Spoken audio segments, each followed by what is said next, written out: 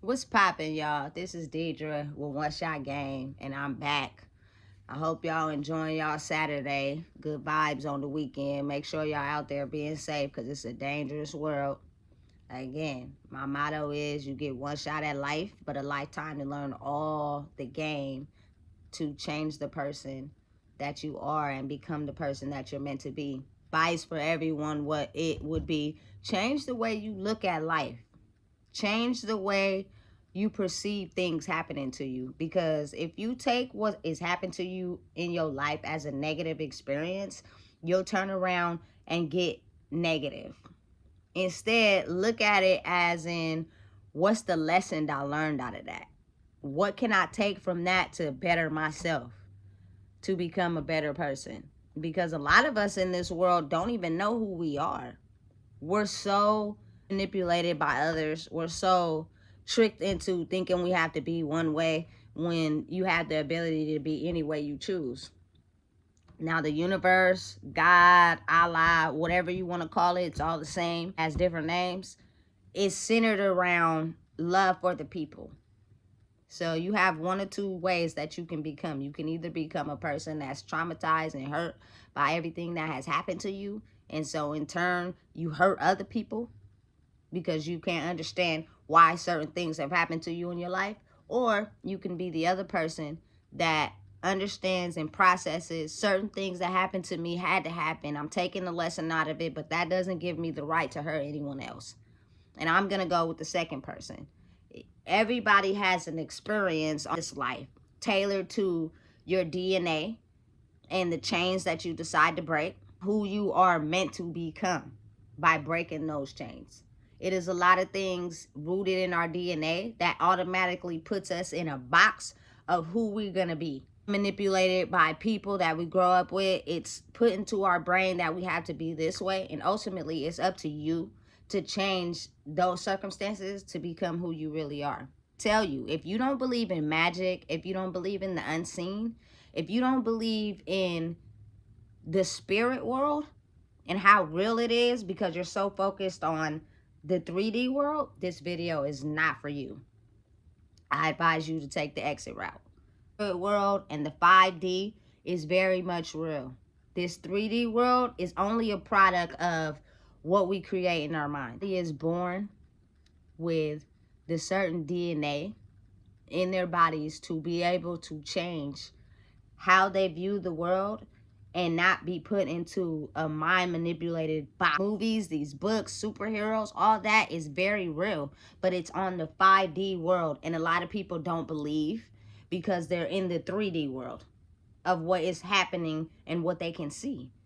Look at life like that. When growing up, you believed in Santa Claus, you believed in the Easter Bunny, you believed in things that you could not see, but you believed in them until you grew up and somebody told you that those things were not real. Magic is very real, and I'm going to explain to you why. But it's all in how you see life. If you take life as being negative, ultimately you're going to get that same energy back. If you take life as being positive, in turn, you don't know what is out there that can happen to you. Universe, Allah, God, whatever you want to believe in, all the same things with different names.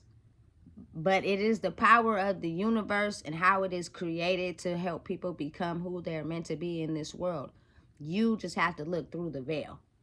So I'm going to give you an experience on how I really believed magic was real at this point. I've always believed in magic. I'm a big Harry Potter fan at 35. I don't care, so what?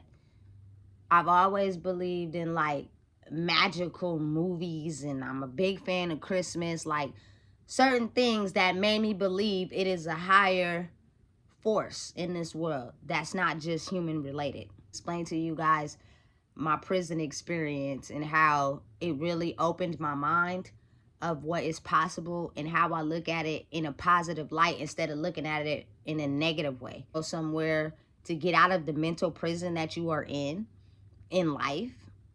They think, oh, she's bad, she's negative, you feel me, that's a bad person. I don't look at it like that, because if people know me, they would know I don't have no serious felonies until I went to prison. I'm not out to hurt nobody. If anything, I was hurting myself in life, not really hurting anyone else. Me hurting myself stopped me from becoming the person that I was destined to be. Hurting yourself stops a lot of people from becoming the person that they're destined to be. If you look at life as in everything that has happened to you causes you to hurt others, or you can look at life as in, yes, I went through this experience. Yes, I experienced these things, but I'm still going to continue living, and I'm not going to hurt anybody because I don't want nobody to experience the pain I experienced. Between the light and the dark, everybody has light and dark inside of them. The only way you can be able to get to the light is you have to experience darkness, but it's how you take the darkness, how you soak the darkness in, that ultimately helps you reach the highest light possible for yourself.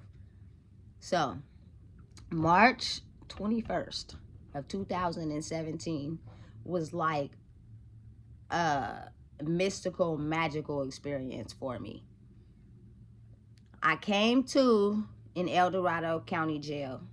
Believe in magic. You don't want to believe in nothing that you can't see, even though you had things happen to you in your life that you could not explain. You just dismissed it off and kept going. This video is not for you, because this is a magical, life-changing experience. And if you don't believe in that, I should suggest you just exit this video.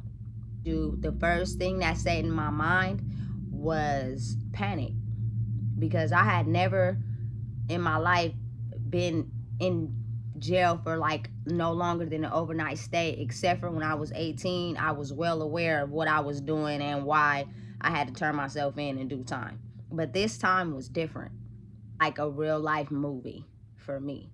Started to believe in the magic, and I really know that every person that is born in this world has a set of DNA inside of them that ultimately can help them transform out of the 3D world and break the mental block that they're set out to live their life by, controlling factors of their DNA. People above us know that the day you were born. Came to in El Dorado County Jail. I had no idea how I got there. I don't know the crime I committed. I don't remember why I was there. I don't remember nothing on how I got there. And that was the mystical part. Panic started setting in. And usually people want to say, oh, it's because you were doing drugs, you were drunk, you were blacked out. Smoke weed. I didn't drink.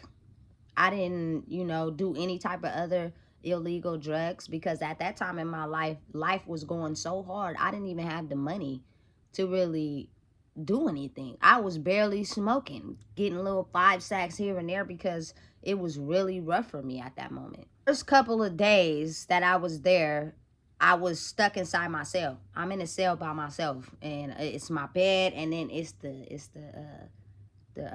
drinking fountain, the water thing, and I'm in there for a whole day. When I do get out for my hour a day, I'm allowed out of my cell to watch TV or whatever, or go outside, but it was just me by myself. All the other women had to stay in their rooms while I went out by myself, which I thought was kind of weird. I was separated from all the other women, and they would come and bring me my food in my room. I would eat. Basically, like sit inside a mental box trying to figure out everything and the reasons why I got here. Now, in El Dorado County Jail is different from Sac County Jail. In El Dorado County, they give you a blue tote with your clothes and stuff in there, and the papers saying what crime you committed and why you was locked up, right? So I looked at the papers and I'm thinking to myself, you gotta be lying. You gotta be lying. There is no way, no how that I could be in this situation, because I carjacked somebody and was driving under the influence of drugs and alcohol. Something that I do not remember or recollect at all. Now, mind you, that's a long ways from Sacramento. From Sacramento to El Dorado County at 6 a.m. in the morning? You mean to tell me I was able to get that far without being caught? 3 weeks happened. Now, I'm in El Dorado County Jail. They have a subdivision in Lake Tahoe, kind of like out here. They have Sacramento County Jail, and then they have the branch division is in Lake Tahoe. The first like month I'm there, that second month I'm taken to the subdivision in Lake Tahoe. Mind you, I'm sitting in the little, car that they drive us in. It's like an hour and a half drive from El Dorado County, but it's snowing, and it's a lot of snow, and it's a beautiful experience. And I'm not talking, I'm not communicating, I'm just sitting in the back by myself, and I'm just looking at the whole scenery. I'm really quiet when I'm around people I don't know, and I'm not. Lake Tahoe, I'm placed in a room by myself.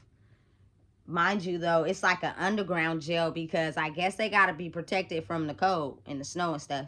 So it's the heated zone. I got a room by myself again. I'm not in a cell with nobody. I'm in the heated zone, and I have like a stack of books. I'm just reading. I got my feet up on the wall because at this point I'm realizing, listen, you can't get out of this situation. It's nothing you can do to get out of here. Well, just soak it in the best way you can and deal with it however you see fit. Me to go out for my hour a day, but I'm still separated from other women. It's just me by myself. Go to the yard, which again is inside because of course it's snowing and the weather is crazy outside. So they have an indoor yard. I'm out there by myself and I'm circling around. Mind you, the police is watching me though the whole time. All I'm doing is walking around the yard. Walking around the yard until my hour is up. And they monitor me for some time. And then eventually I was able to come out for my hour a day and be with the other girls that was in the dorm. And that was cool. That was cool, I guess. On a month at Lake Tahoe, they pick me up and take me back to El Dorado County. And during this time, I'm going to court. I'm only in El Dorado County Jail for 3 months, from March until June 23rd.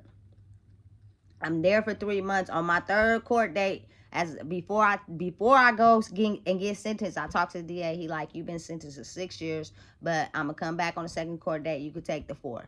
All right, I'm gonna take the 4. There's nothing I can do now. Don't take it to trial. Don't do nothing. Just take the 4. Because mind you, I have no idea what the fuck happened. So if I take it to trial and lose, I'm going to get more time. So I'm just going to take this 4 and run with it. I took the 4, that third court date. The judge is like, all right, you going to Chowchilla prison. I ain't gonna lie, I was crying like a baby because all I'm thinking to myself is I've never hurt anyone. I've never even committed a serious crime because I'm gonna be real with y'all. I was too scared of the consequences. I don't want to go to jail. I don't want to be in prison, but ultimately I ended up in there anyway. Third, they come and pick me up out of my room, me down in the cell, and the cop gonna say to me, oh, you crying, but what are you crying for? Because when you get to prison, at least you'll be able to get a TV. Bitch, I don't give a fuck about no goddamn TV. I'm going to prison. Do you not understand that? This is my first time. All I said was, I'm going to prison. I didn't say what else I was thinking in my head. I kept that in my head. So I sit in the little thing, I eat. They strap me in the van. You feel me? Mind you, your wrists and your ankles is cuffed. The whole way from El Dorado County to Central California to Chowchilla is like maybe a 3 or 4 hour drive. The cop gonna turn around and look at me and say, you awfully quiet. And I didn't say nothing. But what I was thinking in my head was, I'm going to fucking prison. What the fuck type of conversation are we supposed to have? Y'all get to go home at the end of the day. I'm going to prison, right? An R&R. I sit in there for about 6 to 7 hours before I'm actually given a bed to go in. And it's, mind you, it's a Friday, 6 days before my 29th birthday. This is June 23rd. It's a Friday. It's hot as hell in Central California. I was in there, got on bras and panties. It's with fans. I guess the air conditioner wasn't working. I'm in there. I'm on the top bunk. I don't have a mattress. You gotta wait to get a mattress. This is A yard. A yard is the receiving facility where every woman goes to before they go on the main yard, and you stay there for about 3 months. Everybody know I'm the new booty because wardrobe clothing doesn't happen on the weekend, so I have to wear this muumuu for Friday until Monday till I'm able to get some clothes. So I'm going in the cafeteria. Everybody knows I'm new. Everybody know, oh, she just got here, whoop de whoop. And the first thing they do is from and all that. And so over the course of those 3 months of being on A yard, you tested for STDs, you get mammograms, eyesight, everything is just tested over there to make sure you're clear to go over to the main yard, right? During that time, I had someone sending me like, $20 a week. So I was able to get commissary through that during that time. I had Pepsis, and Pepsi, that shit hurt so good going down in prison, especially when you ain't had one in like maybe 5 months. That shit felt so good. So what happened is I had a whole bag of commissary, and I had dropped some of the sodas outside, and one of the cops came on his little bike with a cart, and he helped me put my sodas in the cart to take back to my room. And he was like, don't tell nobody that I do this for you, because they're not supposed to help you with nothing. You supposed to carry it all back to your room by yourself. And if you can't carry it back to your room by yourself, then that must mean you ain't supposed to have it. It's like another thing that I was like, oh, okay, cool.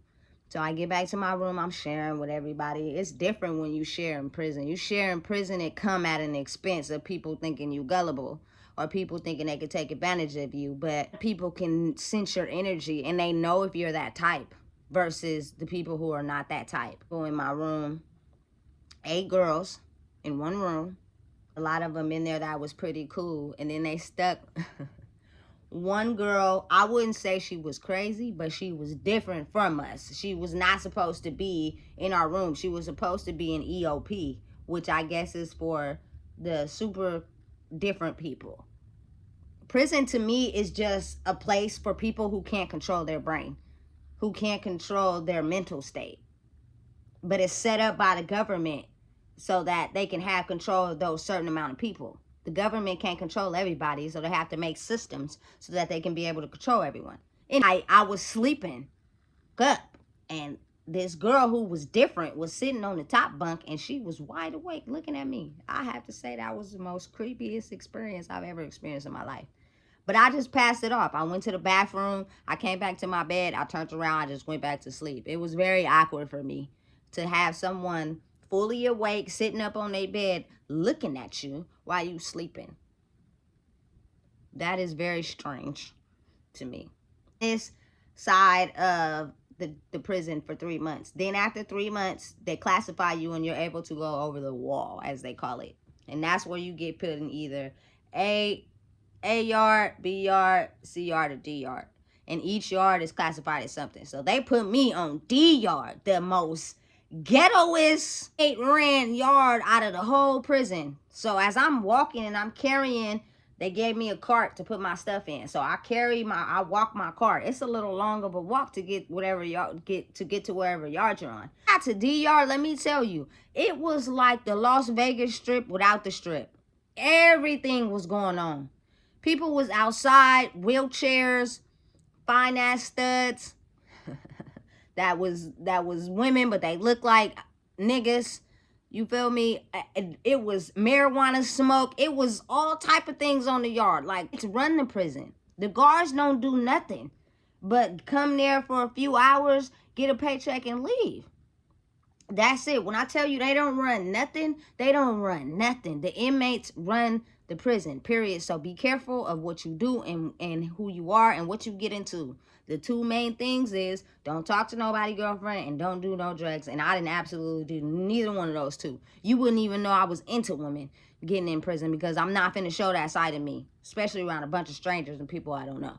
515, the ghettoest unit on all of D yard. I was like, this has got to be a setup. God has got to be punishing me in the ultimate form, because you put me in the most ghettoest unit with the most ghettoest people. It was just a lot going on. And what I mean by ghetto is the people who are uncontrollable. They don't have no remorse or nothing for what they do. They just are who they are, and that just is what it is, and you gonna deal with it or not deal with it, period. A lot of people out here in the world that I see be hard.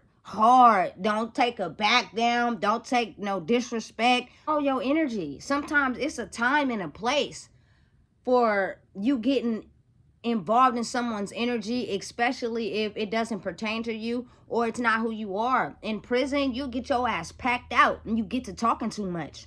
Mind your business. Sometimes your eyes are only meant to see certain things, not for you to engage your mouth in. See it, acknowledge what you saw, and move the fuck on. Save yourself from the energy of the people that are in prison who don't got nothing to lose and don't give a fuck. me. That was my number one thing. I've always been quiet since I've been a kid, but I'm really quiet when I'm around people I don't know. And that was a big thing for me. I didn't associate or talk to nobody, period, because I don't want to get involved in nothing I'm not supposed to be involved in. In my room, mind you, they put me in the room with the neatest, cleanest women. They floor was spotless. Like, you had to take your shoes off before you went in there. Mind you, I don't knock it because I know it was a clean room. But on Sundays, when it was time to clean, like, these women wanted you to clean the cement walls and stuff. I'm not doing that. But I was in charge of the bathroom. Or I didn't have to clean no cement walls. I just had to make sure the bathroom was clean and all the hair was out the shower. And it's a certain way these women who are doing a long time like for their room to be. And I can't knock it because y'all gonna be here for a long time. I'm getting switched around like a ping pong. I didn't know that at the time, but then I'm gonna explain to you my journey and of how I got switched to a lot of different facilities in the span of 3 years. Room, I'm quiet, I'm not talking to nobody, and I'm seeing a lot of things. Like, the girls actually got jobs, they work, but when they come back, they was into a lot of illegal things that didn't concern me, should I say, but I seen it all. Girl that also went in the same room as me, but she didn't want to be in there because she felt like the girl's room that it was making her do extra stuff as far as cleaning up, and she felt picked on, so she wanted to move to another room. And the only way you can really get a fast move is if it's 2 or more people who don't agree with being in that room. I was cool or whatever. I decided, okay, I don't want you to feel that way, so I'm gonna move out. And she was like, if we both move out together, we can go to the transpacking room. The transpacking room is basically the room where you go to when you know you're going to be shipped to a different facility. I didn't know I was going to be shipped to a different facility, but I also knew I wasn't staying at Chowchilla. So, all right, fuck it. I'm going to sign up with you and get this move. I signed up with her to get the move. I got in the transpacking room. She didn't. She went to the room next door. So when I'm walking by to go to dinner, you should see the look on her face when I walk by and see her through the glass. Hey, I don't have no control over that. You thought you were going to go to the trash packing room because you were upset with the way the girl was making you clean. I didn't have no problems with the room I was in. I ended up in the trash packing room. In the trash packing room, let me mind you, this room is ghetto. Ghetto. 7 of the girls that are in there do drugs. Crystal would be their drug of choice. So what happened was we had this girl, this woman, should I say, that was a lifer, basically. I forgot her name, that seen us as being new booties and picked one girl in the room that she was going to extort. So the guards let her move into the room the night, and she doing a perm on her head. She got the stuff dripping. She had this perm on for all day. Like, she didn't, she put it on and didn't wash it or nothing. You know what I'm saying? For like all day. She even outside on the yard with the white stuff still in her hair. She's making pruno in the middle of the night. My Crystal show, she's up like a knot. She making pruno. She throwing fruits and stuff on the wall. Ghetto trash packing room. So on Sundays, didn't nobody clean up in here. Everybody just can't wait to leave out of this room and go to a different facility. What happened was, she came in that room, she had some drugs on her already, and she offered it to everybody in the room. And it was 2 of us, me and this older lady who didn't take it. You feel me? Because we didn't fuck around. And everybody else did it. So what she did is made it seem like she was giving it to everyone for free, and she ended up extorting the white girl. At the white girl give her dad's telephone number. She was calling the dad talking about, we got her for ransom. If you want to get her out, you gonna owe me this amount of money, because now everybody that did the drugs had to pay her. She was getting extra money from the white girl's dad to be able to pay for her drug habit. Hearing it and seeing it all, and I'm looking like, what the fuck is going on here? Energy that you emit in a situation like that determines if people were able to take advantage of you. And I think she felt like she knew she could take advantage of her because of the energy she emitted. She was a frail white girl. It was her first time in prison too. Didn't know what to do. Was getting taken advantage of all across the board. Girl, the woman who came in there with the drugs had some Jordan 1. This in there is everything to people. Like the chains, the jewelry. People will pay you big bucks to get your jewelry. People will think you are the woman if you got on fresh clothes and Jordans. In my mind, I'm thinking like, why the fuck would y'all want that shit in here? You ain't approving it or showing it to nobody but the people that you see on a daily basis. Why would you want that? The factor to prisons is drugs. You are the woman when you got some J's on in prison. So what happens is, of course, when people do crystal, I don't know why, but crystals, people who do crystal steal a lot. They steal and they take everything. Put the Jordans under my bed. In Chowchilla, it's 8 girls to a room in bunk bed style. Everybody get a locker bathroom with the toilet and then the shower next to it. I have an under bottom drawer. Yeah, put the shoes in my bottom drawer. I'm like, hold on, wait, what the fuck? And I didn't even know. Right? So the girl is panicking. She like, who got my shoes? Who got my shoes? Do crystal or thieves. And everybody not trying to own up to the shoes. Lady spent about a day looking for them shoes, right? Girls came and slid the door open, the drawer open under my bed and I seen the shoes in there. And I'm thinking to myself, what the fuck? But I didn't say nothing. I didn't tell nobody. I didn't say nothing. That's not my business. For some reason, didn't mess with me. I didn't do drugs. She didn't fuck with me. She just asked me one time, do you know where my shoes are? No, I do not. Before I knew they was under my bed, right? As a lifer, she had a whole crowd of people behind her from other dorms, right? But this is a test right now because a lot of people in prison follow people that are positions of leaders because they don't have no self-esteem about themselves.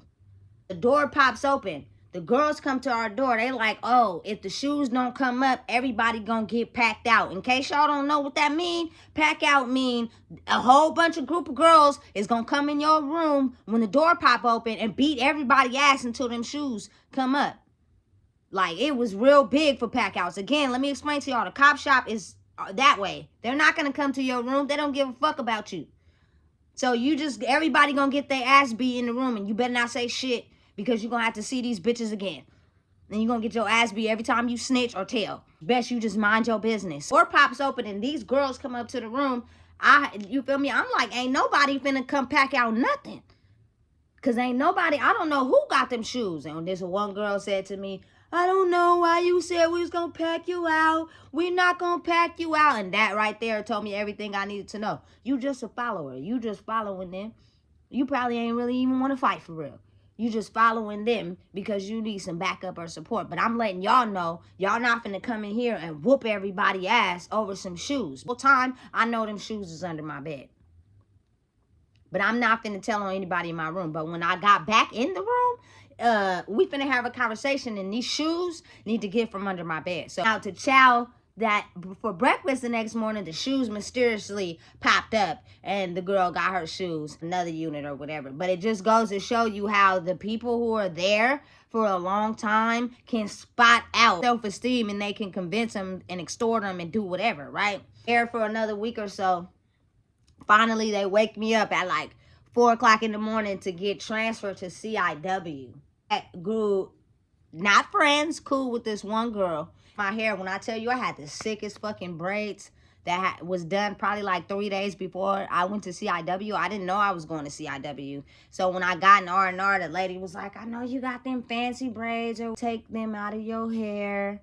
I was so mad because she had zigzag swirls. Like, I was dope in there. You couldn't tell me nothing. Some people could braid sicker than others. My hair braided on AR, but it wasn't as dope as this girl was braiding my hair. Come out in R&R, I'm super mad because I'm like, them braids were super fresh. But I guess on the bus going from anywhere to another facility, they want everything free. They don't want you to have nothing. You feel me? So we're sitting in R&R. I have to say everything about prison is not horrible except for the waiting periods. The waiting periods to get to wherever you're going is fucking horrible. Wake you up at 4 in the morning to sit in R&R 6 or 7 hours until you're transported to another facility or whatever. I'm going to CIW, but I also didn't know I was staying at Chowchilla. So we get in R&R. The bus finally comes. They strip us down. They search us. We put these moo-moos on. They handcuff us from the wrists, ankles. We get on the bus. They do the whole little speech. It's a guard in the back with a gun. You think you're going to try to escape. Don't do it. Blah, blah, blah, blah, blah. California to Chino, California, which is close to LA, it's CIW, California Institution for Women, is like 7-hour bus ride through traffic and all. When I say you on the bus getting tired, you sleepy, you falling asleep, and I wasn't sitting next to the window. I was sitting on the outside. So feet are shackled up, my hands are shackled up, and all I got to lay on is the bar in front of me because I'm tired as fuck. Long ass ride, so I'm nodding off, head keep falling. Sometimes you fall over on the person next to you, and you wake up and look like, what the fuck? You feel me? And you keep going. By the time we got to CIW, it was almost nighttime. Then you go there, you sit in R&R for another 5 to 6 hours, right? And now they like, before I got to CIW, they like, oh, you about to go to CIW. It's like a college campus, this and that and the third. Da, da, da. So in my mind, I had a different vision of what a college campus would look like. And modern. Chowchilla was modern. They had the toilet in your room and they had the shower in your room. At CIW, it's completely different. Actually, I got to my room. It's like the county jail. You only got your beds and the toilet and the sink in your room. The showers are outside the room. So you have to make sure you get in the shower before 8 o'clock before they lock you in the room. That I didn't like at all. There. That next morning, I start my goddamn cycle, right? I go to take a shower because when the door pop open, it's like, bah! I'm hella sensitive to sound, so it was hella loud. Woke me up. I go take a shower. The water is cold, guys. The water is freezing cold. There's no hot water at all. And they don't know when it's going to get turned back on. I swear that was like a setup on purpose. Little, you feel me, whole bath as I call it, because the water was so freaking cold. Chilla is modern. So they have the washer and the dryer. When you get to CIW, they got a washer, but you have to go outside and hang your clothes like the old days, or you can make a hanging line in your room. Man, my crazy ass fucking washed my clothes and then hung my sheet outside and went in my room and forgot about it. Came back, somebody stole my sheet. I had to remember where the fuck I was at. Everybody don't got the same type of heart you got. Buying some clothes, either take them in your room and hang dry them, or stand outside all day with your clothes until they get dry, because somebody will steal your shit, especially if it's brand new. Different for me. I didn't really like that. Santa Ana winds out there. When I'm telling you, dust and dirt flying around all back and forth. I had smoked weed for so long, my lips was damn near burnt off. So like 2 chapsticks on commissary because the Santa Ana winds and my lips being raw from smoking so much weed all the years and sucking doobies in my mouth and all types of shit, that I had to keep my lips coated because it was just horrible out there. Gophers coming out the ground and then they go back in. There's so many holes on the ground. Like, that was really different. And it smelled like cow shit. The whole facility smelled like cow shit. The difference between Chowchilla and CIW, you get to roam around the whole entire yard. It's so much free space, but that gives the people who do drugs the ability to not stand still. It's crazy. It's crazy. I just couldn't understand and process it. So I didn't like it. I didn't want to be at CIW, but it was what it was. I was there. I had to take it at face value because ain't no going back to Chowchilla. You here now. In the kitchen. I worked in the kitchen in the morning shift and the evening shift. I worked in the scullery. In case y'all don't know what that is, that's like the dishwashing tray. They have this machine that cleans the trays and you stack them up and make sure they go back for tomorrow, the next day. Only hot breakfast and hot dinner. You get a cold lunch. So when you done eating breakfast, they give you your lunch at the end before you go out the door. And that's either some sandwiches, peanut butter and jelly, a meat sandwich, and some Kool-Aid packets that don't got no sugar and it's hella nasty. And that's going to be your lunch for the day until dinner is being served. Shifts, morning and evening. which was cool for me because I didn't have no problem with working, and it made the time go by fast. As you're working in the cafeteria, that come with its own set of shit too. I'm gonna get much fucking food they waste by working in there. They waste so much food. It's sad when it's millions of people out here hella hungry. So hurtful experiences, I would have to say, is the fact that I seen this girl.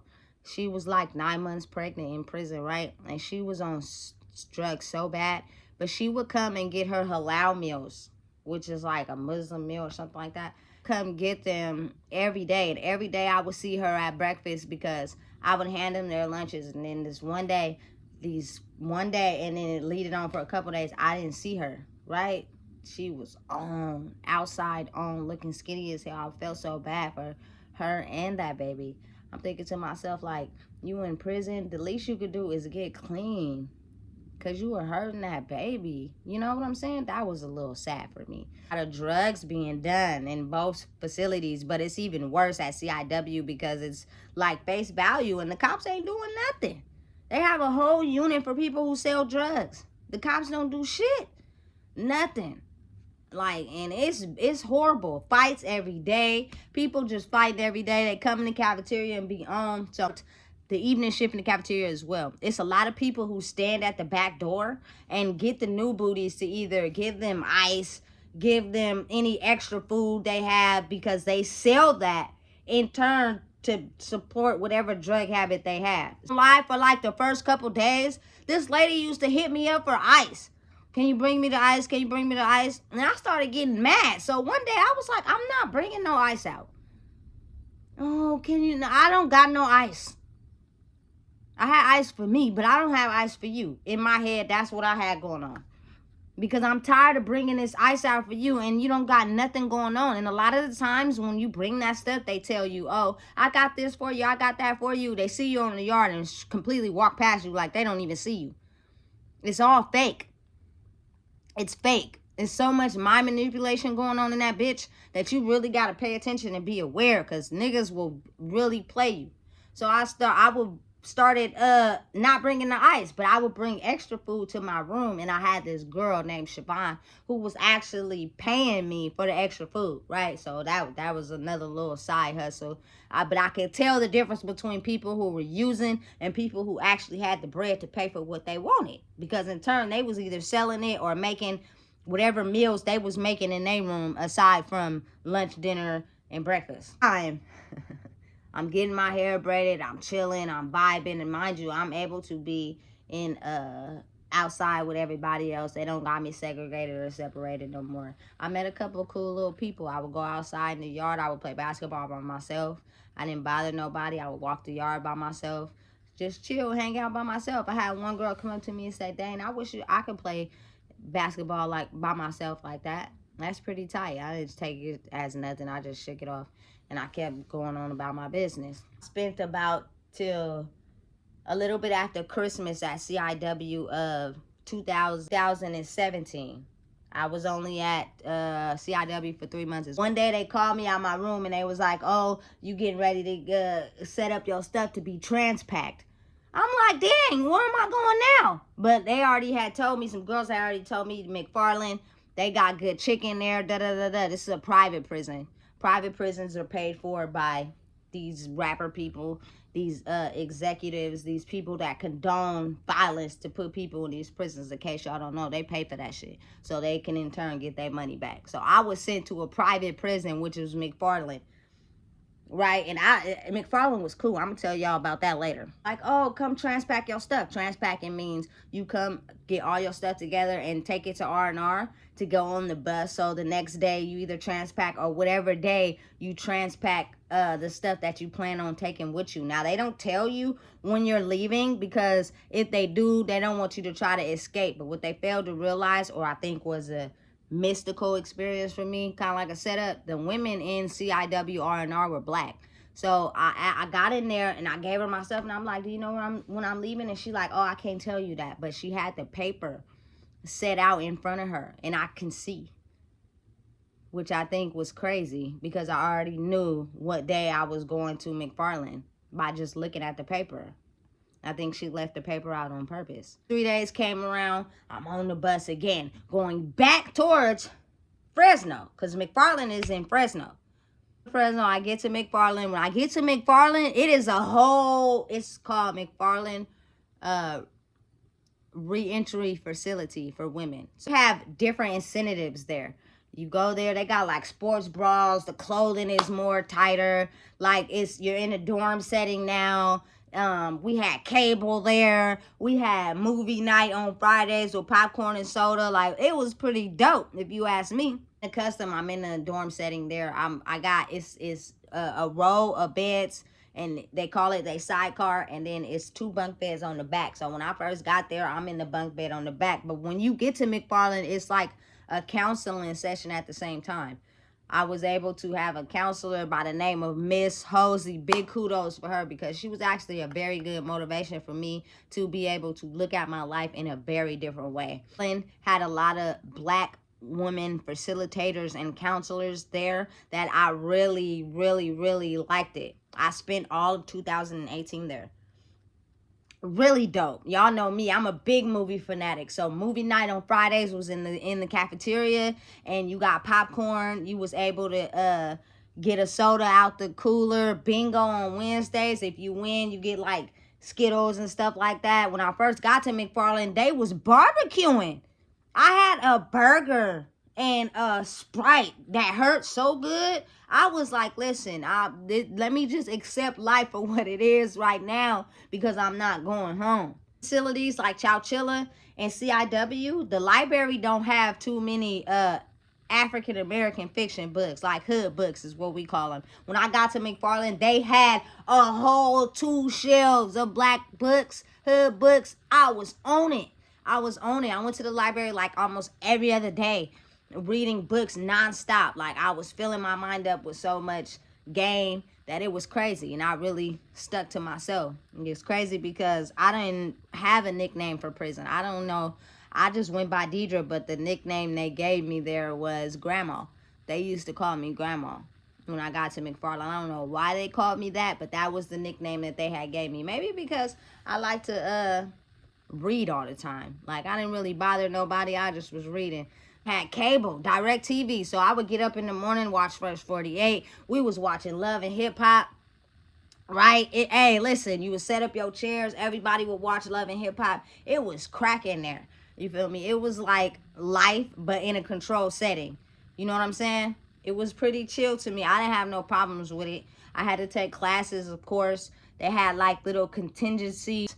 On Fridays, you pick your name out of a bag. If you win, you get a prize. Everything that I wanted out of them bags, I had got. Like, I needed a loofah for my body wash. I ended up getting one. You know what I'm saying? It was dope. And mind you, going back to my counselor, Miss Hosey, if I ever see her again, I have to give her the utmost kudos, because she was so dope. She was an African-American woman, and she was a tourist, and she just looked at me as like regular Deidre.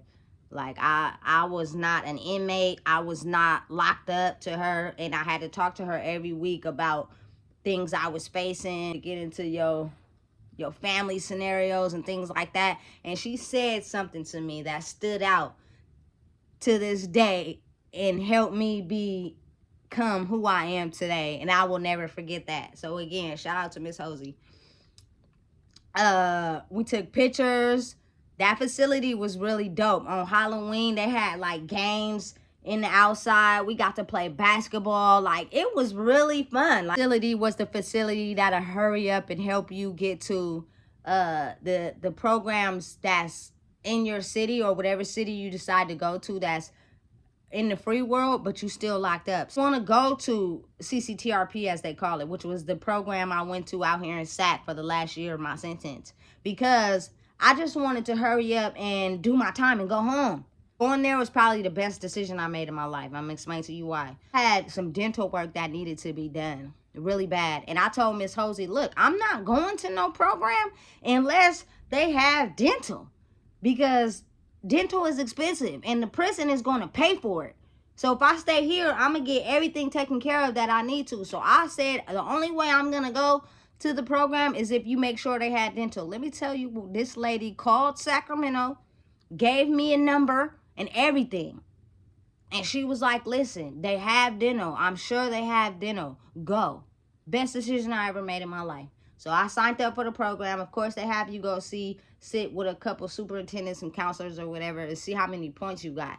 I only had 13 points, so, which wasn't a lot at all. Okay, you could go to the program. You get shipped to the programs the fastest at the private prisons versus regular prison. All of 2018 there, finally they was like, okay, we about to transpack you. You about to go to CCTRP. Custody to Community Transitional Reentry Program. Left McFarland to go to CCTRP. I had a layover in Chowchilla. Oh my God. Oh my God. Like, it's so much back and forth that it's like, what the hell is going on? No direct nothing. Like, your map and your journey is always deterred. You never know what's gonna happen or where you gonna go. So you have to just hope for the best and prepare for the worst, and vice versa, because you're on a journey that you have no control over. So, oh my God, I got put on C yard this time, and I got into this room where it was so much stuff going on in that room for my layover. I hardly didn't even go to sleep that night because I just wanted to hurry up and go to CCTRP. I said, this is retarded. I gave some of the girls hope to go to CCTRP because they was like, oh, we got this going on with our record. We don't know if we're going to be able to go. Some girl told us, you feel me, we ain't going to be able to go. Listen, the worst thing you could do is listen to somebody in prison. Don't listen to shit nobody got to say. Use your own mind, because motherfuckers will trick you so fast and have you thinking one thing and you won't even give it a shot. So I told them ladies, just apply anyway and see if you get accepted. Don't believe nothing that nobody's gonna say. Ended up applying anyway, but it was a whole lot of shit going on that night. So I'm in that room. I'm not gonna explain all that on this video because I think that was just something for my eyes to see. Been moving. So they woke me up at 4 o'clock in the morning. I go to R&R. Of course, you sit in there for about 5 or 6 hours. That is just like the most horrible part of prison. It's so fucking stupid. Into this van. We waiting all day for the transport van to come take us to CCTRP. Nigga, I'm been sitting in R&R for so long. I'm getting irritated now because I'm tired of sitting in there. And it's just me in there by myself and one other girl. You feel me? And we going to Sacramento. So we like, nigga, what the fuck? We been sitting here all day. So finally the transport van come. We get in the van, right? Going through Central California. We arrive into Sacramento. I'm juiced at this point. I'm super juiced because now I'm coming back into familiar territory. I had been out of my regular circumstances for so long that you kind of like let it fade into the background. You don't even think about what's going on in Sacramento after a while because you're not there. The point of you thinking about it? Nothing. Because it's not going to do nothing but hurt you. You got to focus on what's going on in front of you. I manipulate you, the people that try to get over on you, the people that are trying to trick you, all that. So I had lost sight of Sacramento for a while. Pulling up into Sacramento, I'm juiced now because I'm starting to see certain things I remember. I'm starting to see my city again.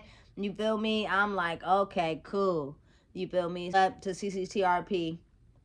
They got the gate. They open the gate. You feel me? You slide. The van goes into the gate. We got a moo-moo on.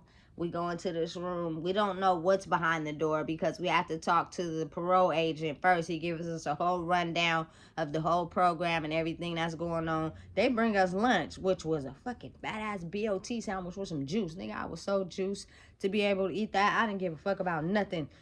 He was talking about, I'm in La La Land right now.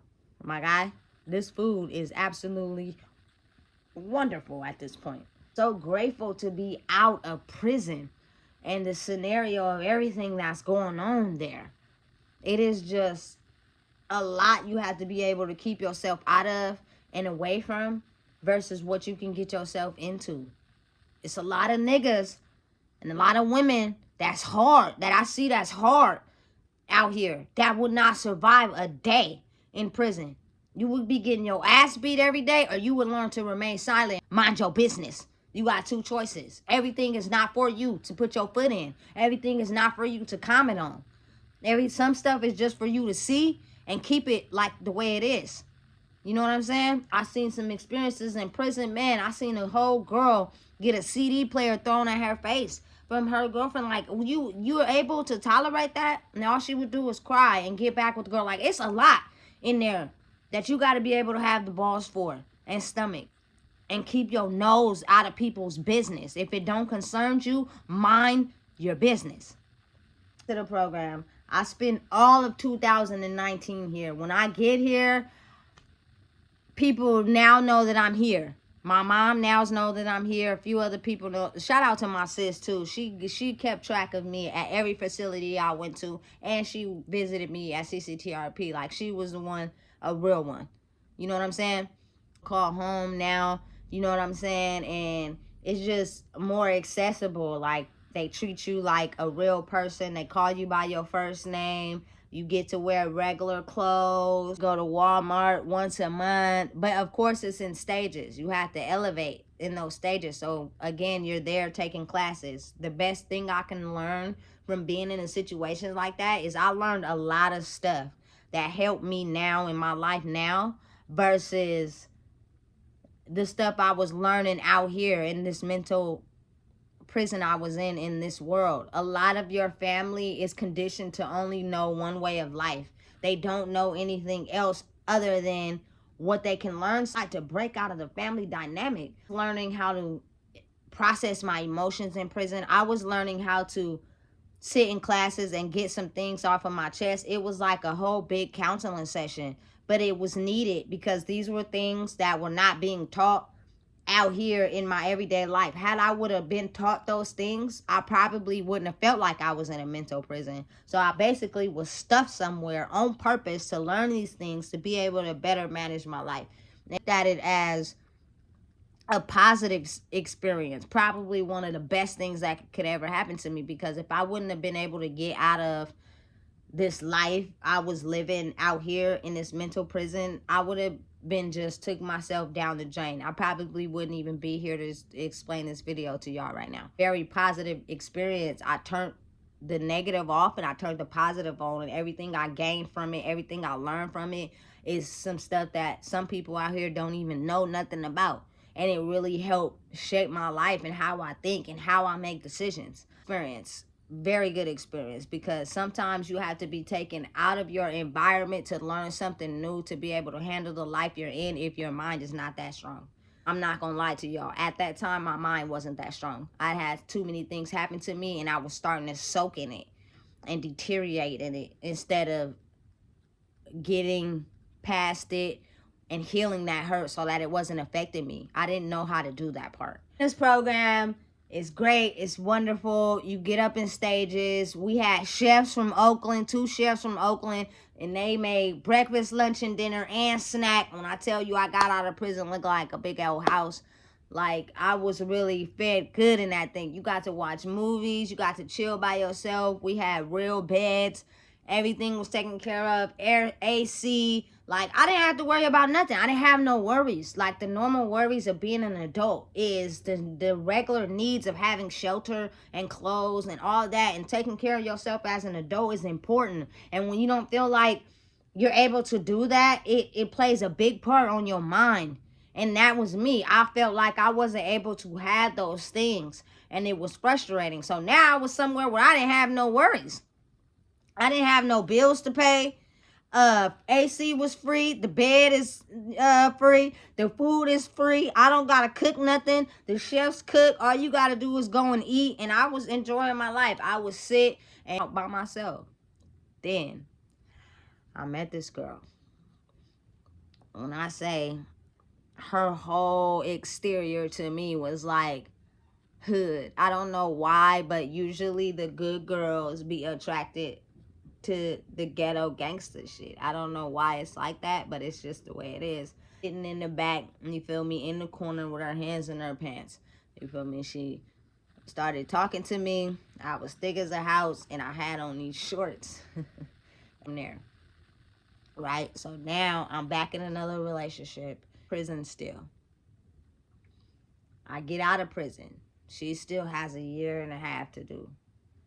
So this relationship got serious really fast, and it was a byproduct of me not really knowing who I was still and not feeling like I would be able to support myself out here on the streets, a part of me was not yet satisfied with myself and who I was. Granted, I changed my way of thinking. I was sober. I learned a lot. I still had something inside of me that didn't feel capable enough to think that I could do this life by myself. And my main goal was to get my daughter.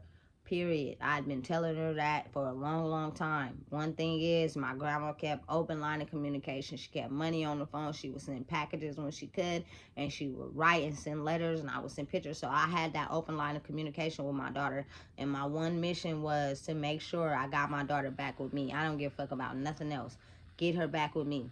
Program, while you're working, they save your checks. You get a certain amount to spend at Walmart for the month to get whatever you need, snacks, clothes, hygiene. Save the rest of your money for when you get out, which was super fly because I had a little bag when I got out. That's probably the best move I ever made, because when you get out of prison, you only get $200. That wouldn't even been able to afford the phone I wanted. And when I got out, which was super dope, and they give you some of it in cash. So shout out to her. She was there for me when I got out. She was, you feel me, there, should I say. I didn't have to worry about a ride or nothing. She was there for me. She took me where I needed to go. We went out to eat. You feel me? I got to chill with them for a minute. Got into a serious relationship in prison. That, I can honestly say, I probably moved really fast in that relationship, not really knowing who that person was. You know what I'm saying? Times it's not healthy to do things like that. If you're gonna be in a relationship with someone for a long period of time, the best thing I could say is take as much as time as you need to get to know a person, for real, because you never know, you know. And I'm not looking at that person as, oh, they're horrible. It's a downside to that. It's not. You know what I'm saying? It's just be wise and really take the time to get to know who you talking to. Yeah, all my partners that I can. And then the last stop is I have my cousin pick me up. My cousin picks me up. He takes me to my grandma's house. My baby knew I was getting out, but I didn't tell her the exact day I was getting out, which was January 1st of 2020. At my grandma's house, she opened the door. She just started crying. You feel me? Probably one of the best experiences of my life that I didn't record because I had just got out. Wasn't even used to having a phone. I was used to not having a phone. And it was actually a good experience because a lot of people get so hooked up in these phones and letting it control their life all day, every day, that they don't step outside and experience real life. I didn't have a phone for 3 years. It's probably a good experience to see what's going on in front of you instead of always having your face in a phone. Now, don't get me wrong. I love my phone. And I do be on the internet a lot. But sometimes it's good to just be able to go outside and take a walk and see what's going on in front of you instead of being on your phone all the time. Because I kind of have a little bit of a bad habit with that. Then life got real. Again, 2020, I'm not going to get into details with that because it was kind of horrible. Like, I felt like being in prison was probably so much more better for me because it wasn't no tension, it wasn't no yelling, it wasn't no trying to shift me into being somebody else. Like, I got to truly be myself in prison without anybody telling me who I needed to be, what I needed to do. I basically did what I wanted to do for me, and that was stay out of people's business, do what you need to do to get back home to your daughter. That means don't get in trouble. I didn't get in no trouble in prison. I took classes. I did everything I was supposed to do. And I got out and basically real life slapped me back in the face. And it was probably one of the hardest moments of my life the first year I was home. Not only was I on parole and I had to live by a certain set of guidelines, some of the people that I really thought was in my corner really wasn't. And the people that I knew was in my corner really was. You know what I'm saying? Like, they really were there for me. They probably don't realize it or know it, but like, they played a big part in my life in just going through the motions and going through the things that I needed to learn and experience. Year 2020, going through the motions. 2021. is when life got real, because I'm on to my second phase of life, which was staying in a hotel for 5 months until I got my apartment. It was the worst. I did not want to be in a hotel, but I had to go there by force. Not only that, I had my child with me. Biggest blessing after that 5 months was up was getting the keys to my apartment. Y'all don't understand. I had saved up for that. I had a storage with apartment stuff, with, you know, I ordered my bed. I had got everything ordered and everything to go inside my apartment. Like, I was so super stoked. Y'all don't even understand. And in the process of that first year, 2020, of course, COVID happened. So niggas was out here big flossing, big money. I was big flossing, big money too. But I also stacked some away so that I could be able to move into my apartment, which was a blessing.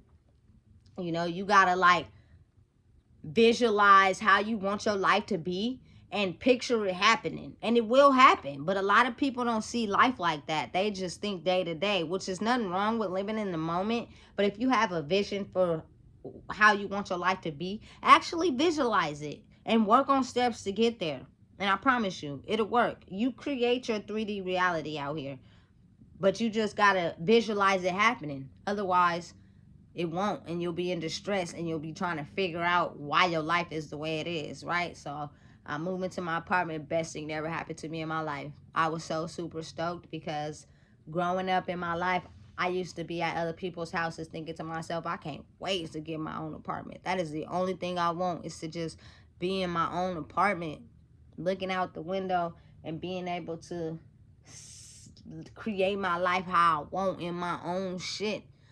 The magic happens. That's a whole nother experience for y'all. But I just want y'all to know, like, it's magic in life. It's things that happen to you sometimes that you can't even explain. Maybe there's no explanation for it. It's just how you choose to look at it. Are you going to make something of your life? Are you going to be somebody? Or are you going to let the demons and the negative patterns of who your ancestors are captivate you into living one way, to where you don't see the best in yourself? My dad's side has a huge substance abuse problem. You know what I'm saying? So sometimes that's rooted in your DNA and you don't even realize it. And then you see yourself on all types of drugs and drinking and stuff that you be like, damn, but it's rooted. My mom, on the other hand, she didn't do drugs, she didn't drink or nothing like that, but the depression, the anger was on that side. So now I had a mix of the two. When I was in prison, I wasn't angry, I wasn't upset, I wasn't yelling at nobody, I was sober, I wasn't on drugs, I wasn't drinking, nothing. I was eating and chilling and living life. In the magic. I don't know what commercial that is. Do you believe in magic? You should, because it's very real. Don't ignore the signs. Don't ignore the synchronicities. Don't ignore things that you can't quite explain, because I promise you, if you pay attention to it, it might be the best thing that ever happened to you. I know this is a long video, over an hour long. People to understand that mystical, magical things do happen. Just don't ignore them. Be the best person that you can be and believe. And your life could change for the better. We already know what time it is. It's Deidre with One Shot Game.